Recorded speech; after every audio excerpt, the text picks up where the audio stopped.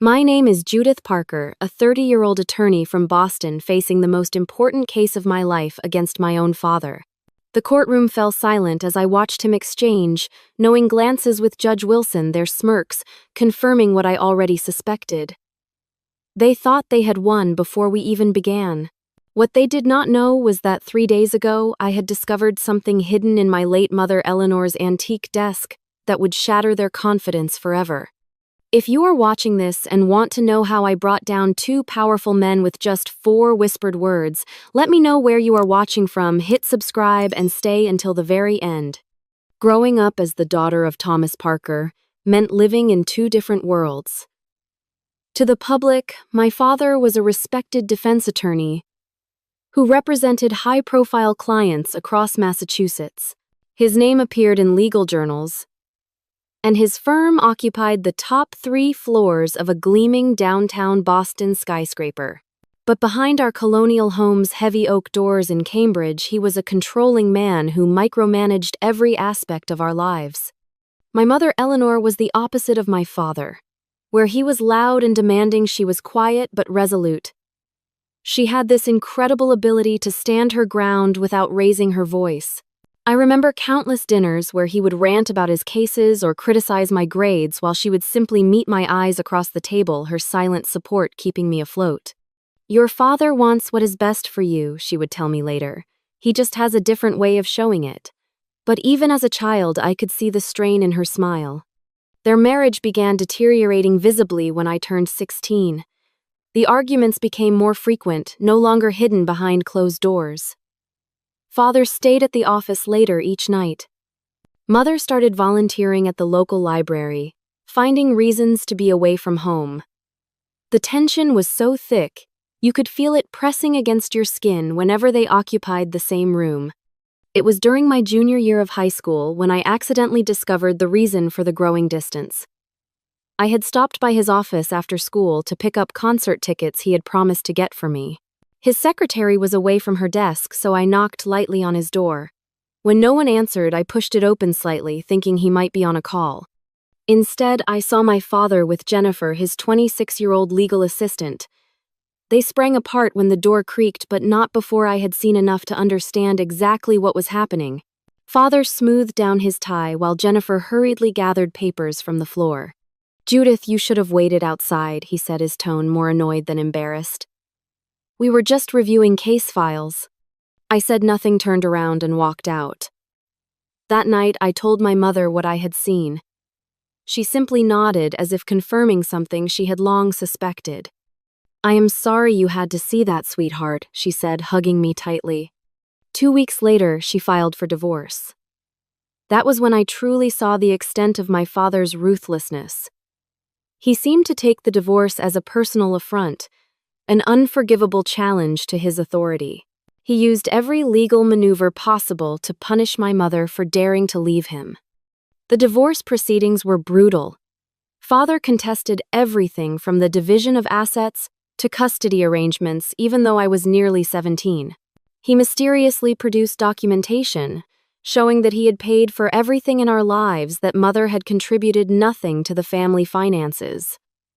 He claimed she was emotionally unstable and incapable of managing money. What made it worse was how he leveraged his connections within the legal community. Judges he had golfed with for years suddenly presided over critical hearings. Evidence my mother submitted would mysteriously get filed incorrectly. Her first attorney withdrew from the case after receiving a lucrative job offer at a firm connected to my father. By the time the divorce was finalized, my mother received only a fraction of what she deserved after 20 years of marriage. She got a small settlement that barely covered the down payment on a modest 2-bedroom house in a less desirable neighborhood. Meanwhile, Father kept the Cambridge home, the vacation property in Cape Cod, and nearly all their investments. Mother never complained. She found work as an administrative assistant at a local community college and slowly rebuilt her life. She encouraged me to maintain a relationship with my father, though I found it increasingly difficult as I watched him thrive while she struggled. I went to Northwestern University for college, studying pre-law, despite my father's insistence that I major in business. He threatened to cut financial support, but I had secured scholarships and was willing to take loans rather than bend to his will. This defiance created another fracture in our already strained relationship. During my undergraduate years, I only saw him during mandatory holiday dinners, which were tense affairs filled with passive-aggressive comments about my choices. He had by then married Jennifer, who awkwardly tried to connect with me 14 years her junior, and fully aware of how their relationship had begun. Meanwhile, my relationship with my mother deepened.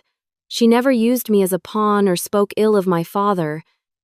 Instead, she focused on rebuilding her life and supporting my independence. We spoke weekly, and I spent summers with her rather than at father's house. 3 years ago, while I was establishing my career at a small public interest law firm in Chicago, Mother called with devastating news. She had been diagnosed with stage 4 ovarian cancer. The prognosis was grim, giving her perhaps a year with aggressive treatment. I did not hesitate. I arranged a leave of absence from my job and moved back to Boston to be with her. Those final months were both heartbreaking and precious. As the cancer weakened her body, she seemed to grow stronger in spirit. We had long conversations about life forgiveness and finding peace. Not once did she express bitterness about her circumstances or the way my father had treated her. "Life is too short to carry around anger," she told me one evening as we watched the sunset from her small porch. "I have had a good life, Judith. I have you.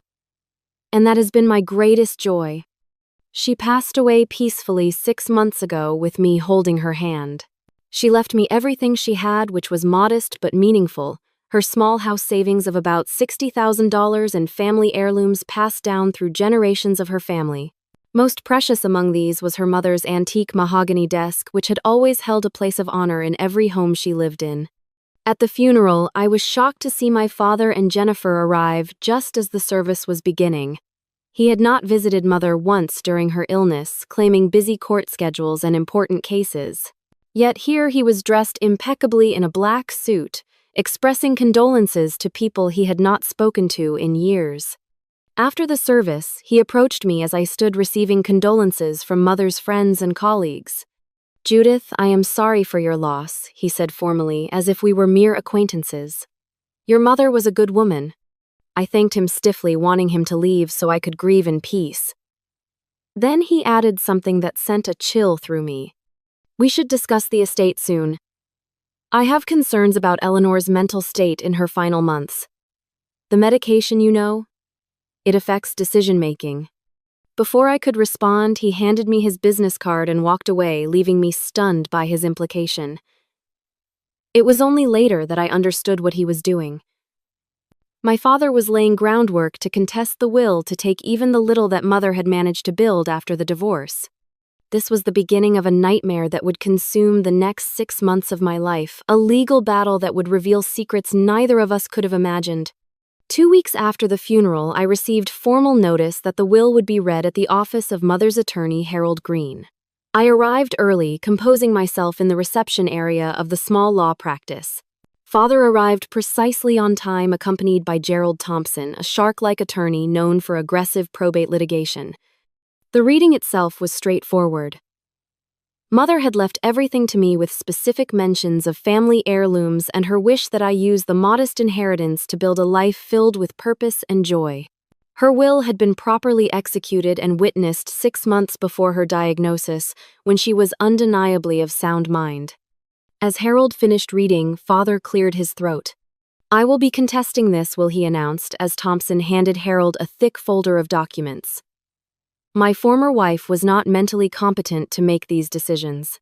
Furthermore, I have evidence that significant assets in her possession were acquired during our marriage and were incorrectly distributed during the divorce settlement.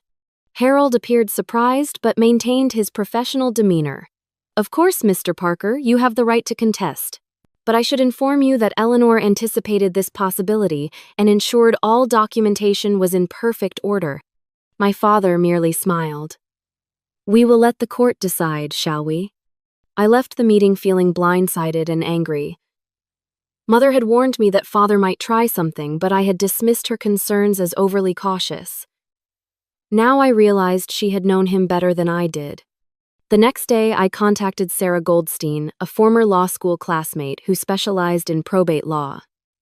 After reviewing the case, she reassured me that father's claims were baseless. "Your mother's will is solid," Sarah said, flipping through the documents. "He has no grounds to claim mental incompetence without medical evidence, which does not exist. And reopening the divorce settlement after all these years would require extraordinary circumstances." Her confidence made me feel better until she checked the case assignment and frowned. "Judge Wilson," she murmured, her expression changing. "Do you know if your father has connections with him?" "I am not sure," I said. "Why?" Sarah hesitated. "Walter Wilson and your father have history. They attended law school together at Harvard, belong to the same country club. And I believe they have investment properties together." My stomach dropped. "Is that not a conflict of interest?" "It absolutely is," she agreed. "We will file a motion for recusal immediately." Our first court appearance confirmed my worst fears.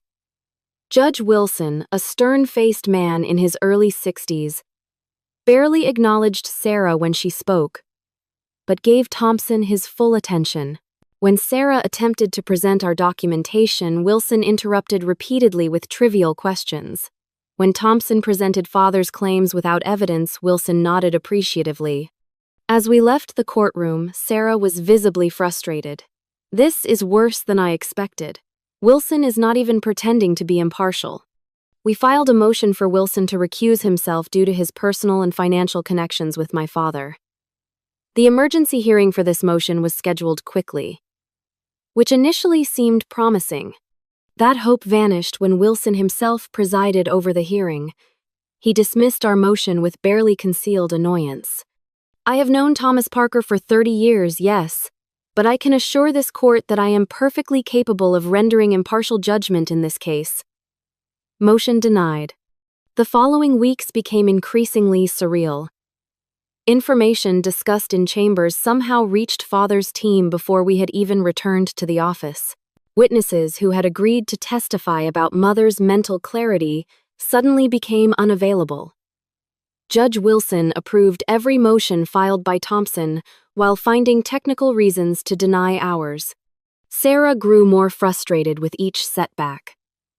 After a particularly disastrous hearing where Wilson allowed father's team to introduce clearly inadmissible evidence, she suggested we consider settling. "Judith, I hate to say this, but we are fighting a stacked deck," she admitted as we sat in her office. "Wilson is never going to rule in our favor. Your father is willing to spend whatever it takes to win.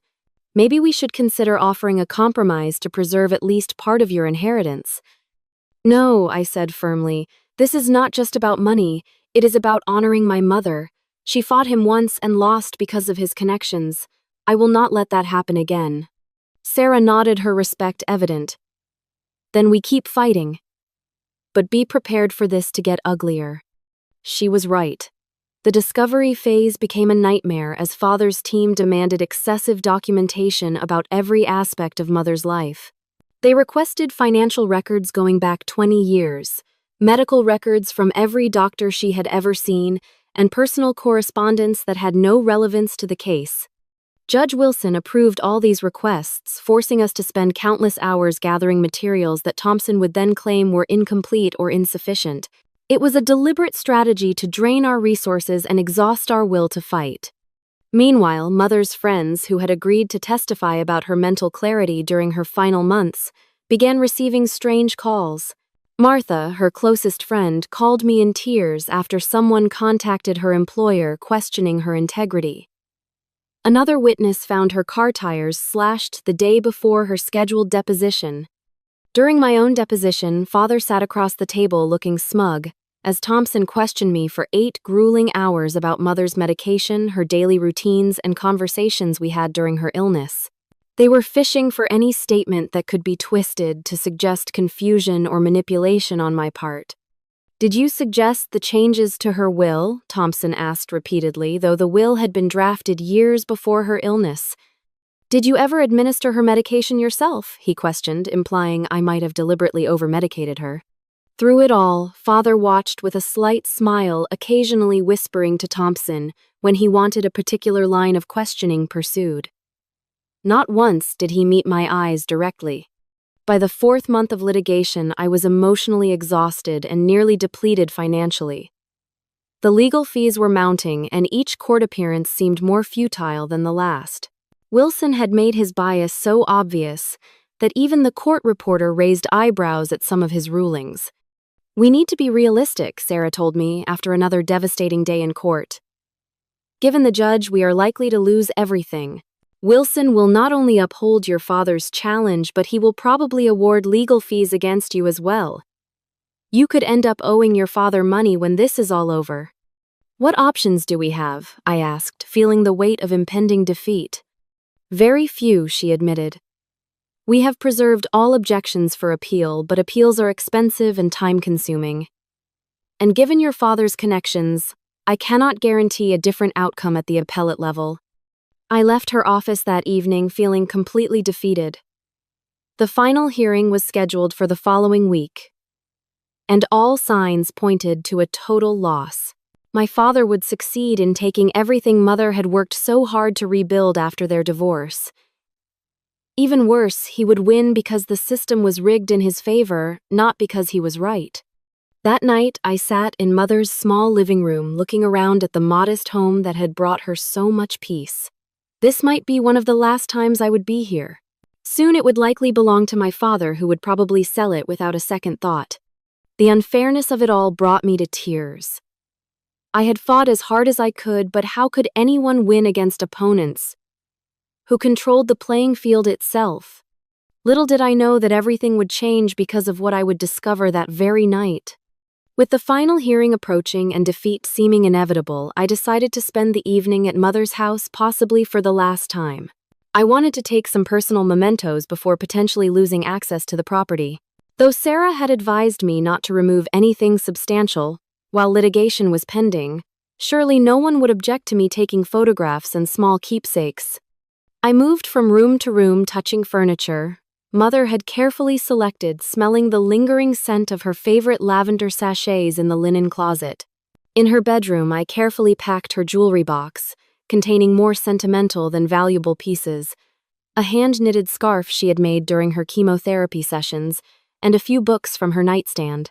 The antique mahogany desk in the small home office was my final stop. This desk had been a fixture throughout my childhood, passed down from my grandmother. Mother had always treated it with special care, polishing its surface weekly and using a special key to lock its drawers. I had already cleared most of its contents during initial preparations for the case. The drawers contained typical items, ordinary paperwork, stationery, and office supplies. I was simply wiping down its surface when my cloth caught on something underneath. Curious, I got down on my knees and examined the underside of the desk. They're almost invisible unless you were looking for it. Was a small wooden knob. When I pulled it, a panel slid open, revealing a hidden compartment I had never known existed. Inside was a sealed manila envelope, yellowed with age and secured with a faded red string. My hands trembled slightly as I carefully opened it. The contents made little sense at first glance: a collection of official-looking documents with government seals, several black and white photographs, and a small leather-bound journal. The documents appeared to be military records, specifically naval intelligence, dated from the late 1980s. I was shocked to see my mother's name, Eleanor Marie Kessler, her maiden name, listed as a communications specialist with a high security clearance. Mother had never mentioned serving in the military, always telling me she had worked administrative jobs before meeting Father. The photographs showed a younger version of my mother in naval uniform, standing with a group of serious-looking people outside what appeared to be a government building. With a jolt, I recognized two of the men standing beside her, much younger versions of my father and Judge Wilson. The journal provided the most startling revelations. In neat handwriting dated June 1987 through March 1989, Mother documented her work in naval intelligence. She had been part of a specialized communications team supporting classified operations. The entries were careful not to reveal operational details but expressed increasing ethical concerns. One passage from October 1988 caught my attention. T&W have expanded surveillance beyond authorized targets. When I questioned the legality, T said national security supersedes conventional constraints. I am uncomfortable with the direction this has taken but feel powerless to object further without risking my position and possibly more. T&W, Thomas and Walter, my father and Judge Wilson. I continued reading, my heart racing as the journal revealed a story Mother had kept hidden her entire life. She had met my father during their service, where both he and Wilson were legal advisors attached to intelligence operations. An operation codenamed Kingfisher seemed particularly significant, mentioned repeatedly with growing concern. The final entries described her decision to leave the service March 15, 1989. I can no longer participate in what K has become. The original mission had merit, but what T and W have done crosses lines I cannot accept. I have secured copies of key communications as insurance should they ever come after me. The verification code Autumn Sentinel would prove my involvement and knowledge. I pray I never need to use it. I sat on the floor surrounded by these papers, trying to process what I had discovered. My mother, the quiet administrative assistant, had once been a naval intelligence specialist. She had worked with my father and Judge Wilson decades before I was born. And something had happened during an operation called Kingfisher that had troubled her enough to keep evidence as insurance. This explained why she had never fought harder during the divorce. She had this leverage, but chose not to use it. But why? And what exactly had happened during Operation Kingfisher? The journal mentioned a Barbara Linden as a trusted colleague. After some searching online, I found a Barbara Linden living in a suburb north of Boston who was approximately the right age. I called the number listed and a cautious voice answered. When I mentioned my mother's name, there was a long pause. "Eleanor has passed," I explained. "I am her daughter Judith." "I know who you are," Barbara replied quietly. "Your mother spoke of you often. I am very sorry for your loss." We arranged to meet the following day at a small coffee shop. Barbara arrived early, a trim woman in her 60s with alert eyes that scanned the room continuously. She seemed nervous, choosing a table in the corner with her back to the wall. "I was surprised to get your call," she said after we had ordered coffee. "Eleanor and I kept in touch, but we rarely spoke of the old days." "I found her journal," I said directly, "and documents about her time in naval intelligence, about Operation Kingfisher, and my father and Judge Wilson." Barbara's cup froze halfway to her lips. She carefully set it down, her expression guarded. "What exactly did you find?" I explained about the hidden compartment and the contents of the envelope. With each detail, Barbara grew more tense. "Why did you contact me?" she finally asked. "I need to understand what happened. My father is contesting Mother's will, and Judge Wilson is presiding over the case. There are clear signs of collusion, and I am about to lose everything Mother left me." Barbara glanced around the coffee shop before leaning forward. "Your mother left that life behind deliberately. She never wanted you to know about it. I understand that I insisted, but I need to know now. What was Operation Kingfisher?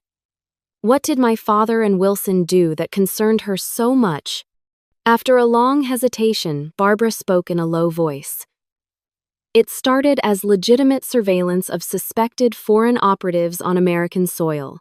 Your father and Wilson were legal counsel, ensuring operations remained within guidelines, but they became ambitious. Ambitious how? They expanded the surveillance to include Americans. Politicians, business leaders, judges, people with influence. The information they gathered was not used for national security, but for personal advancement." She paused. "Your mother was the communications specialist. All transmissions went through her. She saw everything, but was sworn to secrecy. And she kept evidence," I prompted. Barbara nodded grimly. "As insurance. When she decided to leave, they threatened her. Said she would be prosecuted for betraying her country. She let them know she had documentation that would implicate them both. A standoff of sorts. But what specifically did they do that was so wrong? Barbara's expression darkened. There was an incident. Surveillance that went too far. A civilian who died under questionable circumstances. The official record says it was unrelated, but your mother knew otherwise. Their actions directly led to that death, and they covered it up. She reached for her purse. I have said too much already. These men are dangerous when threatened, Judith. Be very careful. Before leaving, she wrote a name and address on a napkin. Commander Phillips. Retired now. He was in charge before he was pushed out. He knows more than I do, but he is not easy to find and does not trust easily. Finding Phillips proved challenging. The address led to an old apartment building, where he had not lived for years. After days of research and calls to various veterans organizations, I finally located him living under a slightly altered name in a remote area of Vermont. With the final hearing just days away, I made the 3-hour drive north following increasingly narrow roads until I reached a small cabin surrounded by dense pine forest. A weathered man with a military bearing answered my knock, his expression unwelcoming. Commander Phillips, I asked. Have not been called that in a long time, he replied cautiously. Who are you? Judith Parker. Eleanor Kessler's daughter. His eyes widened slightly, the only indication that the name meant something to him. Eleanor passed 6 months ago, I added. After a moment's hesitation, he stepped back. You better come in. The interior of Philip's cabin was sparse, but meticulously organized, much like the man himself. Bookshelves lined with military history and technical manuals occupied one wall, while topographic maps covered another. He gestured toward a simple wooden chair while he remained standing, evaluating me with sharp eyes. Why are you here? He asked without preamble. I found documents my mother kept about her time in naval intelligence, I replied directly. About Operation Kingfisher and the roles my father Thomas Parker and Judge Walter Wilson played. Philip's expression remained neutral, but I noticed his posture stiffen slightly. I have no idea what you are talking about. I think you do, I countered, reaching into my bag and carefully extracting the photographs. I placed them on the small table between us. My mother is here. So are you, along with my father and Judge Wilson. He glanced at the photographs without touching them, his face giving nothing away. Many people served together. Proves nothing. I removed the journal, next opening it to the final entry. She mentioned you specifically. Said you were pushed out when you questioned their methods. His eyes flickered with the first genuine emotion I had seen, a brief flash of old anger quickly suppressed. Your mother was a good woman, he said finally. One of the few with real integrity. If she kept those records, she had good reason. He paused, studying me carefully. What do you want from me? The truth. My father is using his connection with Judge Wilson to steal my inheritance. I need to understand what happened during Operation Kingfisher that gave my mother leverage against them. Phillips remained silent, weighing his options. Finally, he sighed heavily and sat down across from me. Does the phrase Autumn Sentinel mean anything to you? I asked when he did not speak. The effect was immediate. His head snapped up, eyes suddenly alert and focused. Where did you hear that? It was in Mother's journal. She called it a verification code that would prove her involvement and knowledge. Phillips stood abruptly and moved to a cabinet in the corner. He returned with 2 glasses and a bottle of whiskey, pouring generous amounts into both. He pushed one toward me before taking a long swallow from his own. Operation Kingfisher began in 1987. He started, his voice low as if the walls might be listening. Official mission was monitoring suspected foreign agents operating through diplomatic covers. Standard counterintelligence, all perfectly legal with proper warrants and oversight. He took another drink. Your father and Wilson were assigned as legal advisors to ensure operations remained within guidelines. Smart, ambitious men with security clearances and political connections. Your mother handled encrypted communications logging, and distributing intelligence reports through secure channels. Phillips stared into his glass as he continued. About 6 months in, surveillance targets expanded, not through official channels but through Parker and Wilson's initiative. They began gathering information on prominent Americans, people with influence, judges, politicians, business leaders. For what purpose, I asked. Advancement, he said simply. Blackmail, though, they would never call it that. Leveraging, compromising information to secure favors, positions, investments. They were building networks of influence. How did they get away with it? Carefully. They controlled the legal oversight and manipulated the reporting channels. I began to suspect something when resource allocations did not match official operations. When I questioned them, I was reassigned within weeks. Your mother remained because they needed her technical expertise. He refilled his glass.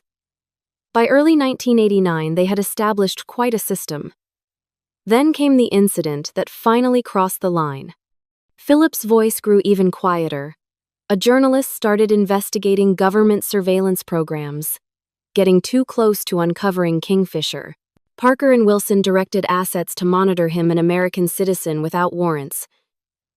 During what was supposed to be a simple break-in to copy his notes, something went wrong.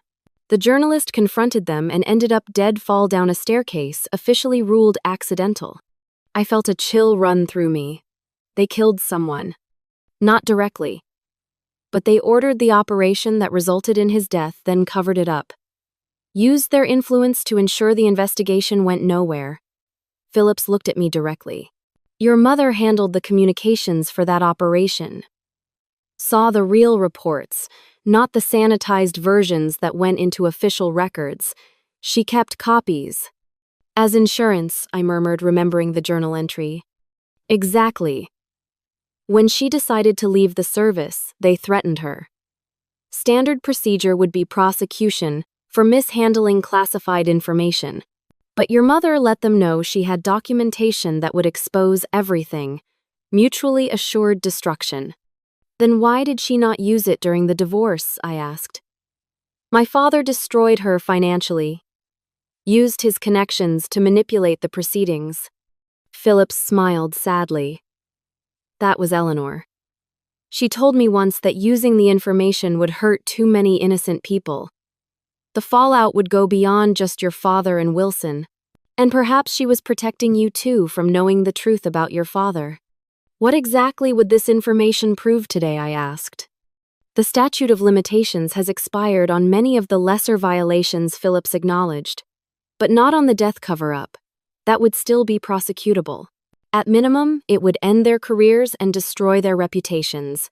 At worst, criminal charges. The call sign Autumn Sentinel, what exactly does it mean? It was the verification code for the secure communication logs of Operation Kingfisher.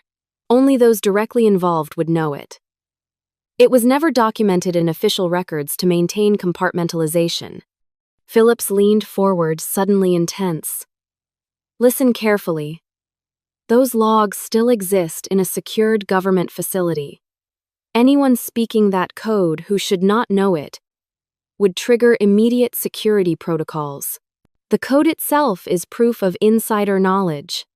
He wrote something on a slip of paper. These are authentication phrases that would convince them you have access to the full records. Details only someone with the complete logs would know. I took the paper, hope rising for the first time in months. Will this be enough? To force them to back down? Possibly. These men built careers on the foundation of those secrets. The threat alone might be sufficient. His expression grew grim. But understand what you are doing. This information is still technically classified. Using it could have consequences for you as well. I do not care, I said firmly. They have left me no choice. Phillips nodded with reluctant approval. Your mother would be proud. She had the same steel in her spine. He hesitated. Be careful how you use this. Suggest, rather than explicitly state. Let them fill in the blanks with their own guilty knowledge. I drove back to Boston with my mind racing, both exhilarated and terrified by what I had learned. That evening, I met with Sarah to prepare our strategy for the final hearing. Her eyes widened as I explained what I had discovered, carefully omitting classified details while conveying the leverage we now possessed. "This is explosive," she whispered, "but also dangerous. If you publicly reveal classified information, even in court, you could face serious consequences." Phillips suggested implying rather than stating explicitly, I explained. "Just enough to let them know we have the information without actually disclosing classified details." Sarah nodded slowly. "That might work. We can prepare alternate strategies. First, we proceed with our legitimate legal arguments. If Wilson continues his bias and it becomes clear we are losing, then you can indicate your knowledge as a last resort." We spent hours preparing both approaches, though. Sarah remained concerned about potential backlash. "Are you sure you want to risk this? Once you open this door, there is no closing it." "I am sure," I replied. "My mother protected these men for years at great personal cost. She chose not to use this information even when they hurt her. But I will not make the same choice. Not when they are trying to take even the little she managed to rebuild." That night, I sat alone in Mother's living room, surrounded by her modest possessions. I wondered if she had made the right choice keeping these secrets. Had her silence protected me or just protected men who did not deserve protection? I would never know for certain why she made the choices she did, but tomorrow I would make my own. Whatever happened in that courtroom, nothing would ever be the same again. The morning of the final hearing dawned clear and cold. I dressed carefully in a conservative navy suit, pulling my hair back into a neat bun. My hands trembled slightly as I fastened Mother's simple pearl earrings, the only jewelry she had worn regularly. Looking in the mirror, I saw determination in my eyes, replacing the defeat that had been there for months. Sarah arrived early to review our strategy one last time. She had prepared extensive documentation challenging Father's claims and highlighting the numerous procedural irregularities throughout the case.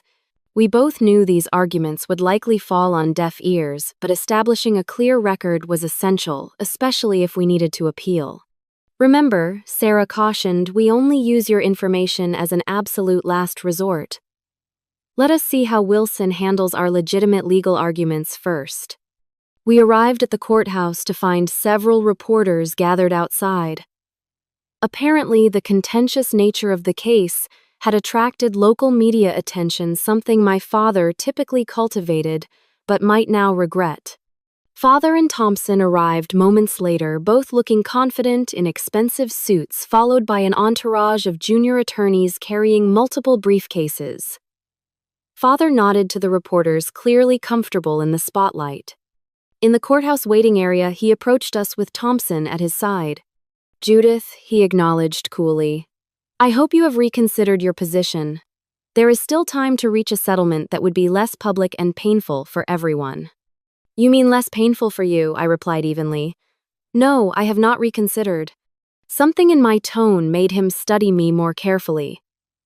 "This pointless resistance only depletes what little your mother left you. Judge Wilson has made his perspective quite clear throughout these proceedings." "Yes, he certainly has," I agreed. "His bias has been remarkably transparent." Father frowned slightly at my calm demeanor.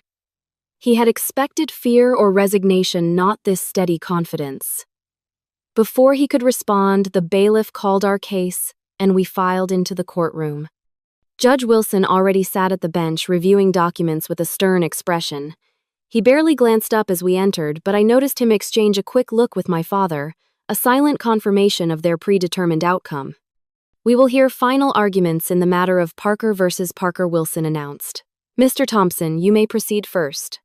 Thompson approached the podium with practiced confidence. For the next 40 minutes, he presented a masterful distortion of reality, painting my mother as emotionally unstable and financially irresponsible. He claimed she had manipulated her doctors into believing she was mentally competent while making irrational decisions about her estate. "Your Honor, we have testimony from multiple sources indicating Eleanor Parker's judgment was compromised during her illness," Thompson declared, though these sources were largely people who had never met my mother during her illness. He presented fabricated evidence suggesting Mother's assets rightfully belonged to my father, conveniently ignoring the divorce settlement that had already addressed these claims years earlier. Throughout Thompson's presentation, Judge Wilson nodded appreciatively, occasionally asking questions that helped strengthen their narrative. Not once did he challenge even the most outrageous assertions. When Sarah finally took her turn, the contrast was stark. Wilson interrupted her, repeatedly questioning basic facts and demanding documentation we had already submitted multiple times. When she attempted to point out inconsistencies in Thompson's arguments, Wilson cut her off. "The court is well aware of the facts in this case, Counselor. Please confine yourself to relevant arguments," he said dismissively. Sarah persisted, admirably presenting our witnesses who testified to Mother's mental clarity until her final days. Dr. Susan Reynolds, Mother's oncologist, stated unequivocally that while the cancer had weakened her physically, her mental faculties remained sharp throughout treatment. In my professional opinion, Dr. Reynolds testified Eleanor Parker was fully competent to make financial and legal decisions until the very end of her life. Wilson visibly frowned at this testimony, then questioned Dr. Reynolds aggressively about the potential side effects of pain medications, clearly fishing for any possible way to discount her professional assessment. Each of our witnesses faced similar treatment, their credibility attacked by both Wilson and Thompson. Meanwhile, Father sat at his table, looking increasingly smug, as the hearing progressed exactly as he had expected. By mid-afternoon, my frustration had reached its peak. Sarah had presented a compelling case that would have convinced any impartial judge, but Wilson was clearly preparing to rule against us regardless of the evidence. After the final witness, Wilson looked at his watch impatiently. "I believe I have heard sufficient testimony to render judgment in this matter." Sarah stood quickly. "Your Honor, my client wishes to provide testimony regarding her mother's state of mind and intentions." Wilson waved his hand dismissively. "I see no need for additional testimony.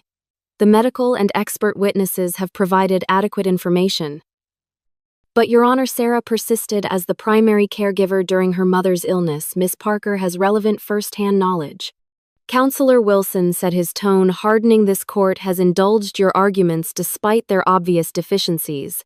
Miss Parker's testimony would be inherently self-serving and add nothing of substance."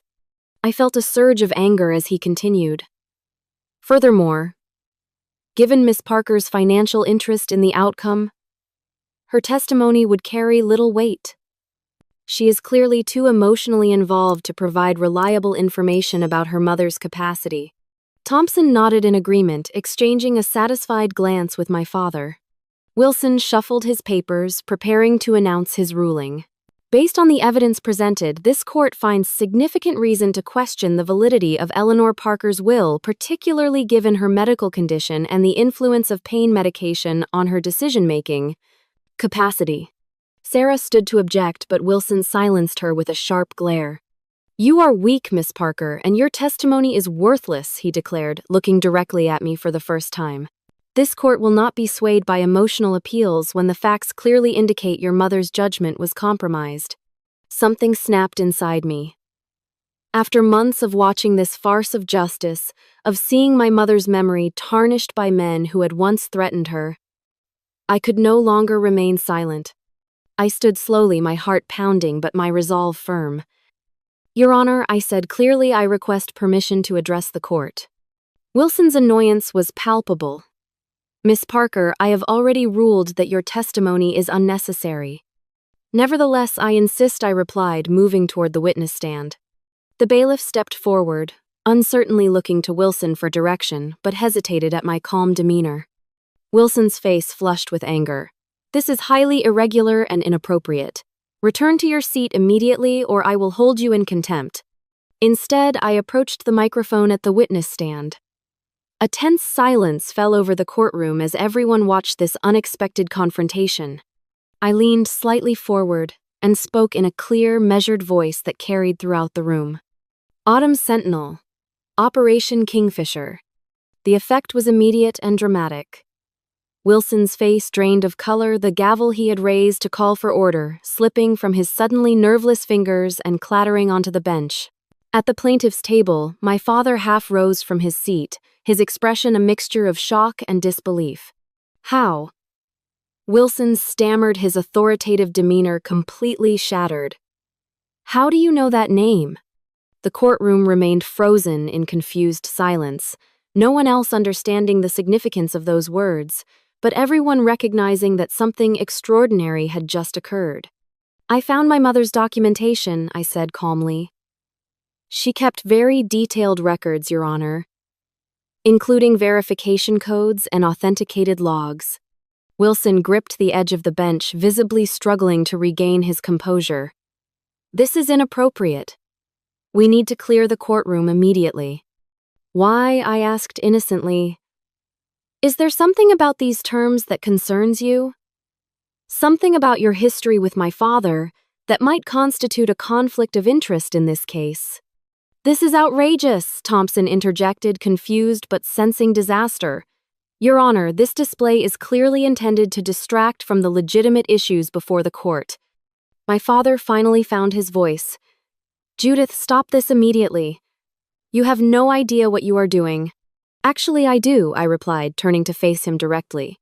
Commander Phillips was very informative about the extent of your activities, about how you and Judge Wilson leveraged classified operations for personal gain, about the incident in March 1989 that was covered up. Wilson's face had gone from pale to ashen. This court is in recess, he declared abruptly, his voice shaking. Counsel will join me in chambers immediately. As Wilson practically fled the bench, pandemonium erupted in the courtroom. Reporters who had been half-dozing through legal arguments were suddenly alert, sensing a major story breaking before them. The court clerk looked bewildered as she announced the indefinite postponement of proceedings. Sarah stared at me with a mixture of awe and concern. What just happened? She whispered as we gathered our materials. Justice, I hope, I replied, watching my father in heated conversation with Thompson, both men casting worried glances in my direction. For the first time since this battle began, I felt the balance of power shifting. The hunter had become the hunted, and my father's carefully constructed world was beginning to crumble around him. The hallway outside the courtroom buzzed with confusion and speculation. Reporters approached from all directions, shouting questions about what had transpired. Sarah expertly guided me through the crowd to a private conference room, closing the door firmly behind us. That was either the most brilliant or the most reckless thing I have ever seen in court, she said, her expression a mixture of admiration and concern. What exactly did those words mean? And how did they cause such a reaction? Before I could answer, there was a sharp knock on the door. A court officer entered, looking uncomfortable. Miss Parker, your father and Mr. Thompson are requesting to speak with you immediately, he announced. Sarah stepped forward protectively. My client will not be meeting with the plaintiff without proper legal representation. Actually, I said, surprising both of them, I will speak with my father but alone. Not with Thompson present. Sarah pulled me aside. Judith, this is not advisable. Anything you say could be used against you. Trust me, I assured her. This conversation needs to happen, and it needs to be private. After further discussion, we agreed that I would meet with my father alone in the conference room while Sarah waited just outside the door. 10 minutes later, father entered, closing the door behind him with deliberate care. Gone was the confident, imperious man who had dominated the courtroom for months. He looked suddenly older, the lines in his face deeper than I had noticed before. What have you done? He asked, without preamble, his voice low and controlled despite the obvious tension in his body. I found Mother's insurance policy, I replied simply. The one she kept to protect herself from you and Wilson. He moved to the window, staring out briefly before turning back to me. You have no idea what you are playing with. These are matters of national security. No, I corrected him. They were matters of national security that you and Wilson exploited for personal gain. There is a difference. Who have you told about this? He demanded. What exactly do you know? I know enough, I said, maintaining steady eye contact. I know about the surveillance operations that went beyond authorized targets. I know about the journalist whose death was covered up. I know you and Wilson used information gathered illegally to build your careers and influence." Father paled slightly at the mention of the journalist. "These are dangerous accusations without context. We were operating in complex circumstances during the Cold War. Decisions were made for the greater good. Was it for the greater good when you used your influence to devastate Mother during the divorce?" I asked. "When you took everything from her because she dared to leave you. When you manipulated the legal system that you swore to uphold." He had no immediate answer for that. After a moment, he adopted a more conciliatory tone. "What do you want, Judith Money?" "A settlement. Name your price and we can end this today." "I want what Mother wanted," I replied. "Justice. Respect for her wishes. I want you to drop all claims against her estate, publicly acknowledge the will is valid, and apologize for suggesting she was mentally incompetent." Father laughed, a short, bitter sound. "And if I refuse, you will go public with classified information, expose yourself to prosecution, destroy your own career along with mine." "If necessary," I said without hesitation. "Mother protected you for years at great personal cost. I will not make the same choice." Something in my expression must have convinced him of my resolve. The facade of control cracked, revealing glimpses of the fear beneath. "You do not understand what it was like back then," he said, his voice dropping. "The pressure, the opportunities. It started small information that could help secure better positions, advance careers. Wilson and I were ambitious, yes, but we believed we were serving our country by putting the right people in power. And the journalist I prompted when he fell silent." Father sank into a chair, suddenly looking exhausted. "A miscalculation. He was getting too close to operations that needed to remain secret. The break-in was supposed to be simple intelligence gathering. No one was supposed to get hurt. But he did get hurt. He died." "Yes," Father admitted quietly. "And afterward there was no going back. We were all implicated. Careers, reputations, freedom itself at stake. So we protected each other, buried the truth. And built your success on that foundation," I added. He did not deny it. "Your mother knew everything. She could have destroyed us at any time, especially during the divorce. I never understood why she did not." "Because she was better than you," I said simply. "She cared about more than just winning." We sat in silence for a long moment, years of tension and secrets hanging between us. "What happens now?" he finally asked. "You withdraw all claims against Mother's estate. You issue a public statement acknowledging her competence and apologizing for suggesting otherwise. You ensure Judge Wilson recuses himself from this case. And in return, the information stays buried where Mother kept it all these years." After another long silence, Father nodded slowly. "I will need to speak with Wilson." "Do that," I said, rising to indicate our conversation was over. "But understand this is not negotiable. By this time tomorrow, I want all claims withdrawn and a new judge assigned, or I go public with everything I have." When I rejoined Sarah in the hallway, she studied my face carefully. "Did you get what you needed?" "I think so," I replied. "We will know soon enough." We returned to the courtroom to find it in disarray. A court administrator had arrived and was speaking with the clerk. Judge Wilson was nowhere to be seen. "The Honorable Judge Wilson has recused himself from this case," citing a personal conflict the administrator announced when she noticed our return. "The matter will be reassigned to Judge Caroline Martinez. A new hearing will be scheduled within 14 days. As this announcement was made, Thompson approached us looking distinctly uncomfortable. "My client wishes to inform the court that he is withdrawing all claims, contesting the will of Eleanor Parker," he stated formally. "We will be filing the appropriate documentation this afternoon." Sarah looked at me in amazement. Just like that, they are giving up their entire case. Just like that, I confirmed, watching my father gather his things, avoiding eye contact with everyone in the room. The following days brought a whirlwind of developments. True to his word, Father filed formal documents, withdrawing all claims against Mother's estate. His public statement, clearly crafted by a crisis management team, expressed deep regret for any suggestion that Eleanor Parker was anything other than fully competent and attributed his actions to grief and misunderstanding. Judge Wilson issued a terse statement announcing his immediate recusal from all cases involving Thomas Parker or related parties, citing previously undisclosed personal connections that could create the appearance of bias. 3 days later, he announced a medical leave of absence, which local legal commentators noted seemed suspiciously sudden. The new hearing with Judge Martinez was brief and straightforward. With no contest to the will, she quickly validated Mother's wishes and released the estate to my full control. She did give me a curious look, clearly wondering what had caused such a dramatic reversal, but asked no questions. My victory should have felt more satisfying.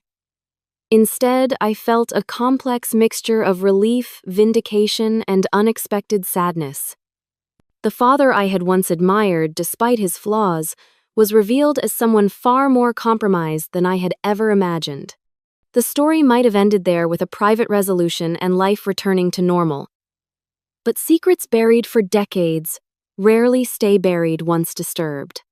A week after the hearing, a political blog published a speculative piece about Judge Wilson's sudden leave of absence, connecting it to his long friendship with Thomas Parker, and questioning previous cases where they had intersected.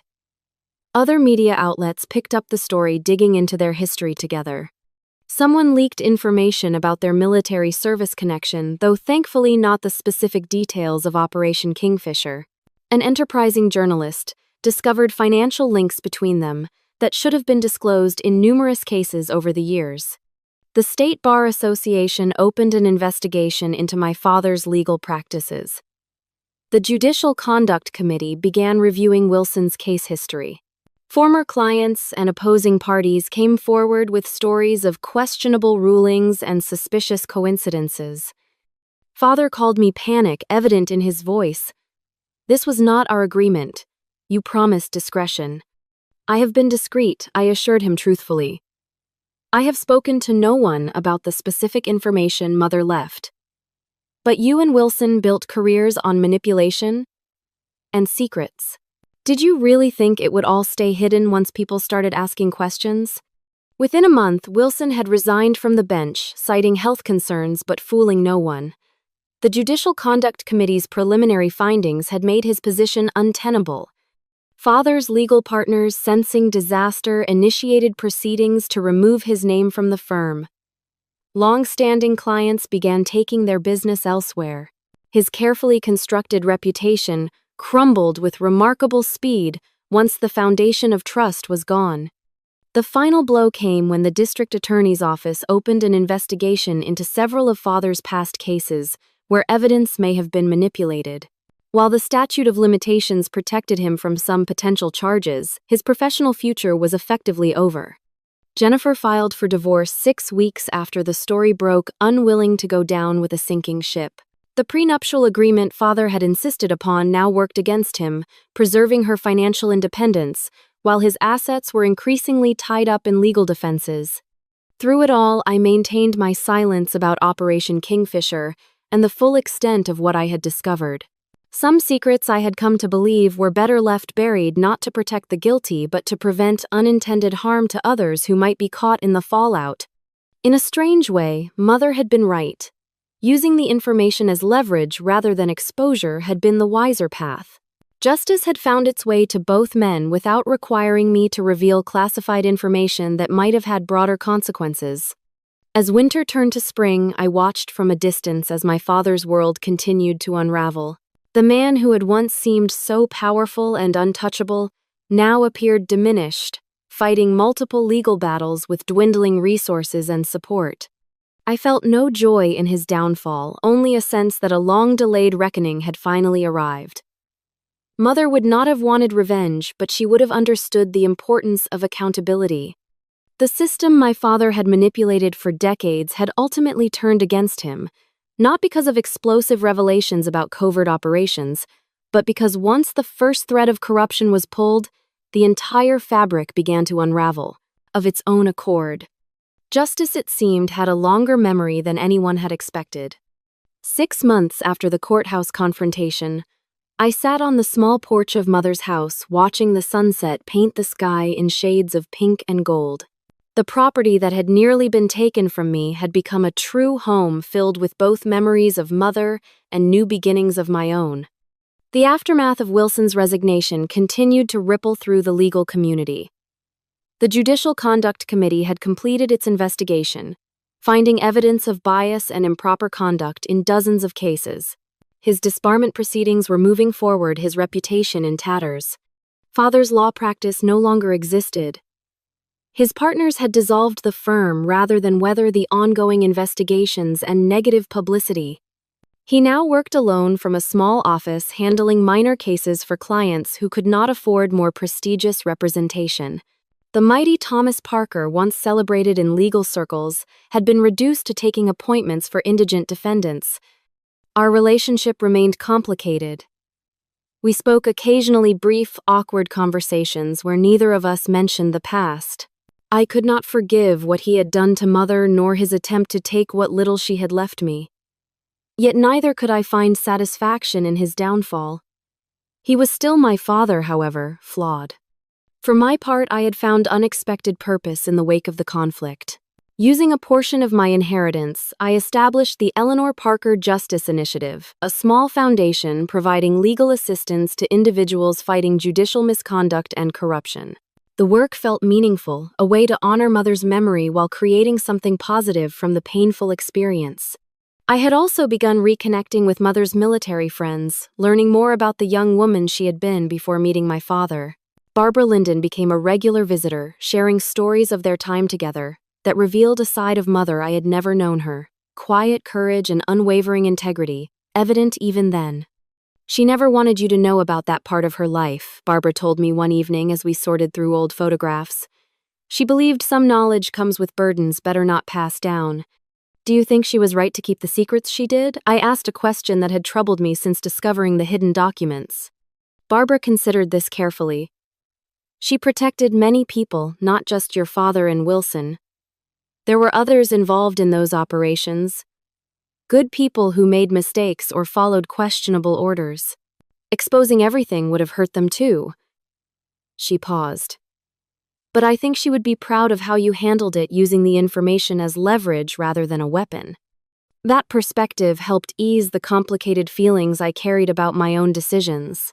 I had not exposed the full truth about Operation Kingfisher, maintaining Mother's discretion while still achieving justice in our specific situation. The broader investigations now underway into Father and Wilson's careers were based on legal and ethical violations discovered afterward, not classified information from decades past. My personal life had changed too. Freed from the shadow of the court battle and my father's looming presence, I found myself developing healthier relationships. I had begun seeing Michael, a kind-hearted architecture professor I met through a community garden project. Our connection had developed slowly, built on mutual respect and shared values, rather than the power dynamics that had dominated so many relationships in my life. As spring arrived, I received an unexpected letter from Commander Phillips. He had followed the news reports about Wilson's resignation and the investigations into my father's practice. "You handled a difficult situation with remarkable restraint," he wrote. "The easy path would have been full exposure, but you chose the harder road of measured response.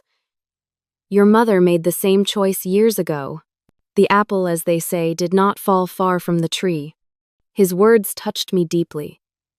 Throughout my life, I had resisted comparisons to either parent, defining myself in opposition to Father's controlling nature, while feeling I could never match Mother's quiet strength. Now, I recognized that perhaps I had inherited the best of her, after all, the ability to stand firm without seeking destruction. The lessons continued to unfold as I moved forward. I learned that secrets could protect as well as harm, that justice sometimes arrived through unexpected channels, and that standing up to power required not just courage but wisdom in how that courage was applied. Most importantly, I discovered that healing did not require complete resolution of the past. My relationship with Father would likely never be fully repaired. The system that had failed Mother during her divorce remained imperfect, despite the exposure of Wilson's corruption. Some wounds would always leave scars. Yet I found peace in knowing I had honored Mother's memory not just by preserving her modest legacy but by embodying the integrity she had demonstrated throughout her life. She had chosen discretion over destruction, protection over punishment, even when dealing with those who had wronged her. In my own way, facing different circumstances, I had made similar choices. As the sun dipped below the horizon, casting long shadows across the yard, Mother had tended so carefully I felt her presence more strongly than I had since her passing. Not as a ghost or supernatural visitation, but as a continuing influence, her values and courage living on through my actions. The journey through grief, betrayal, and justice had changed me in ways I was still discovering. But sitting there in the growing twilight, I felt something I had not expected to find so soon after such conflict, a sense of being at peace with both the past and whatever the future might hold. Mother's quiet strength had guided me when I needed it most. Now it was my turn to carry that strength forward, creating justice in an imperfect world. One small act of courage at a time.